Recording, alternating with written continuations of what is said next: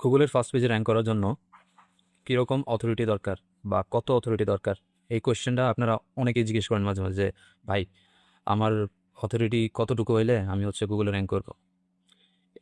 এই প্রশ্নটাই ভুল। কেউ জানে না যে কতটুকু কতটুকু অথরিটি হইলে আপনি গুগলে র্যাঙ্ক করবেন। এটা ডিপেন্ড করে একমাত্র আপনার কম্পিটিশনের উপরে। আপনি কোন কিওয়ার্ডে র্যাঙ্ক করতে যাচ্ছেন, কোন টপিকে র্যাঙ্ক করতে যাচ্ছেন, ওই টপিকের যারা অলরেডি র্যাঙ্কে আছে তারা কতটুকু অথরিটি নিয়ে আসে, অথবা তারা কোন কোন জায়গা থেকে ব্যাকলিঙ্ক পাইছে, তাদের ব্যাকলিঙ্কস প্রোফাইলগুলা কতটুকু স্ট্রং, সেটার উপর ডিপেন্ড করে। এক্সাম্পল, আপনি এক জায়গায় 400 মিটারে দৌড় দিতেছেন।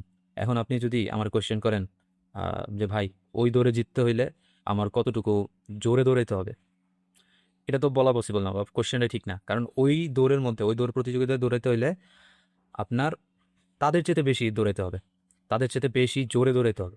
ধরেন কেউ 1000 কিলোমিটার/আওয়ারে দৌড়ায়, তো আপনার যদি জিততে হয় তাহলে হইতেছে 1001, 1010, এই এই লেভেলের স্পিডে দৌড়াইতে হবে। তো এসিওর ক্ষেত্রেও সেম জিনিসটাই, যে আপনার যদি কম্পিটিটরে আউট র্যাঙ্ক করতে হয়, তারা যেই লেভেলে আছে ওই লেভেল থেকে বেশি কিছু করা লাগবে। আর অথরিটি গেইন করার রাস্তা তো একটাই, সেটা হচ্ছে ব্যাকলিংস।